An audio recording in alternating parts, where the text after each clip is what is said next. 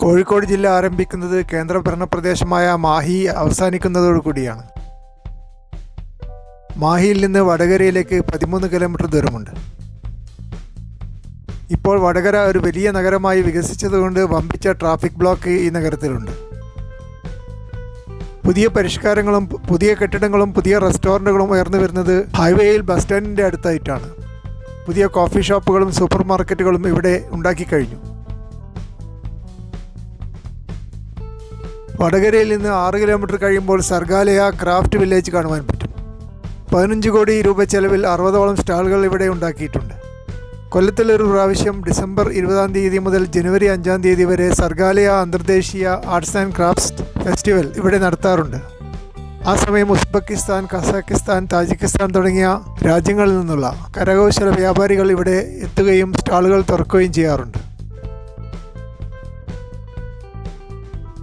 സർഗാലയ കഴിഞ്ഞാൽ കൊയിലാണ്ടിയിലേക്ക് 19 കിലോമീറ്റർ ദൂരമുണ്ട്. ഇപ്പോൾ കൊയിലാണ്ടി ഒരു വലിയ നഗരമായി മാറിയിരിക്കുന്നു. വമ്പിച്ച വാഹന ബാഹുല്യവും ട്രാഫിക് കുരുക്കും ഇവിടെയുണ്ട്. നല്ലൊരു റെയിൽവേ സ്റ്റേഷൻ ഇവിടെ ഉണ്ടാക്കിയിട്ടുണ്ട്. മിക്കവാറും എല്ലാ വണ്ടികളും കൊയിലാണ്ടിയിൽ നിർത്തുന്നു. ആധുനികമായൊരു ബസ് സ്റ്റേഷനും കൊയിലാണ്ടിയിലുണ്ട്. കൊയിലാണ്ടിയിൽ നിന്ന് കോഴിക്കോട്ടേക്ക് 14 കിലോമീറ്റർ ദൂരമുണ്ട്. എലത്തൂരാണ് ആദ്യമായി കാണാൻ പറ്റുന്ന കോഴിക്കോടിൻ്റെ പ്രദേശം. നഗരത്തിലേക്കുള്ള എൻട്രൻസായി എലത്തൂർ പാലത്തെ കണക്കാക്കുന്നു. കോഴിക്കോട്ടെ ഏറ്റവും വലിയ അട്രാക്ഷൻ ഇപ്പോഴും മിഠായി തെരുവ് തന്നെയാണ്. ഒരു പെഡസ്ട്രിയൻ സോണായി മിഠായി തെരുവിനെ മാറ്റിയെടുത്തിട്ടുണ്ട്. 160 വർഷം പഴക്കമുള്ള ഒരു പാഴ്സി ക്ഷേത്രം ഇവിടെയുണ്ട്. 7 വർഷം മുമ്പാണ് 4 കോടി ചെലവിൽ ഈ തെരുവിനെ പരിഷ്കരിക്കുകയും ബ്യൂട്ടിഫൈ ചെയ്യുകയും ചെയ്തത്.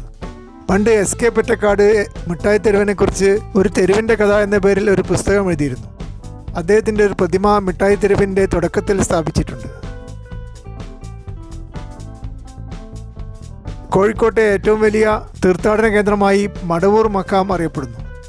നഗരത്തിൽ നിന്ന് 18 കിലോമീറ്റർ കിഴക്ക് മാറിയാണ് മടവൂർ മഖാമിൻ്റെ സ്ഥാനം. മുസ്ലിങ്ങളിൽ ചെറിയൊരു വിഭാഗം ഇപ്പോൾ ദർഗകളിൽ ആരാധന നടത്തുന്നതിനെ എതിർക്കുന്നുണ്ട്. എങ്കിലും അത്തരക്കാർ പോലും മടവൂർ മഖാം കൗതുകത്തോടു കൂടി സന്ദർശിക്കുന്നു. കാരണം ഇവിടെ മനോഹരമായൊരു ടൗൺഷിപ്പ് ഉണ്ടാക്കിയെടുത്തിട്ടുണ്ട്. റെസ്റ്റോറൻറ്റുകളും ലോഡ്ജുകളും ഇവിടെയുണ്ട്. പ്രശാന്ത സുന്ദരമായ ഒരു നെൽപ്പാടത്തിൻ്റെ മധ്യത്തിലാണ് മടവൂർ മഖാം ഉണ്ടാക്കിയെടുത്തിട്ടുള്ളത്. കൂടുതലായി കാസർഗോഡ് ജില്ലയിൽ നിന്നും കർണാടകയിൽ നിന്നുമാണ് ഇവിടെ സന്ദർശകർ എത്തിച്ചേരുന്നത്. കോഴിക്കോട്ടെ ഏറ്റവും മികച്ച ബിരിയാണി ലഭിക്കുന്നത് റഹ്മത്ത് ഹോട്ടലിലാണ്. റെയിൽവേ സ്റ്റേഷനടുത്ത് പഴയ റഹ്മത്ത് ഹോട്ടലും സ്റ്റേഡിയത്തിനടുത്ത് പുതിയ റഹ്മത്ത് ഹോട്ടലും ഉണ്ട്. നല്ല വെള്ളയപ്പവും ഫിഷ് കറിയും ഇവിടെ കിട്ടും. കോഴിക്കോട് പുഷ്പ ജംഗ്ഷനിൽ നിന്നും 2 കിലോമീറ്റർ യാത്ര ചെയ്താൽ കാളൂർ റോഡിൽ എത്തിച്ചേരാൻ പറ്റും. കോഴിക്കോട് നഗരത്തിൻ്റെ ഫുഡി ക്യാപിറ്റലായി കാളൂർ റോഡ് ജംഗ്ഷൻ അറിയപ്പെടുന്നു. ചിക്കൻ ഫ്രൈ കൊടുക്കുന്ന മികച്ച റെസ്റ്റോറൻറ്റുകൾ ഇവിടെയുണ്ട്. അതിനു പുറമെ ശ്രീധരേട്ടൻ്റെ പുട്ടുകടയിൽ പലതരത്തിലുള്ള ഫിഷ് വെറൈറ്റീസ് ലഭിക്കും. കോഴിക്കോടിൻ്റെ സെൽഫി ക്യാപിറ്റലായും കാളൂർ റോഡ് ജംഗ്ഷൻ അറിയപ്പെടുന്നു.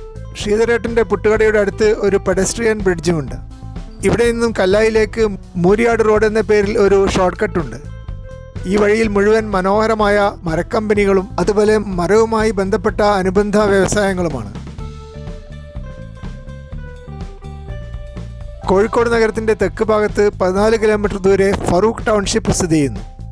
ധാരാളം പച്ചപ്പുള്ള ഒരു സ്ഥലമായി ഫറൂഖ് അറിയപ്പെടുന്നു. വലിയൊരു റെയിൽവേ സ്റ്റേഷനും ഇവിടെയുണ്ട്. റെയിൽവേ സ്റ്റേഷൻ ഏരിയയാണ് കൂടുതൽ മനോഹരമായിട്ടുള്ളത്. ഇവിടെ നിന്നും കരുവന്തുരുത്തിയിലേക്കുള്ള റോഡ് തുടക്കത്തിൽ തന്നെ വനഭംഗി കൊണ്ട് ടൂറിസ്റ്റുകളെ ആകർഷിക്കുന്നു. ബ്രിട്ടീഷുകാരുടെ കാലത്തുണ്ടാക്കിയ കോമൺവെൽത്ത് ടൈൽ ഫാക്ടറിയും ഇവിടെ കാണാൻ പറ്റും. ഫറൂഖിൽ 2 പാലങ്ങളുണ്ട്. പഴയ പാലത്തിൻ്റെ ചുറ്റുവട്ടത്താണ് കൂടുതൽ പച്ചപ്പും സെൽഫി എടുക്കാൻ പറ്റിയ സാഹചര്യങ്ങളുമുള്ളത്.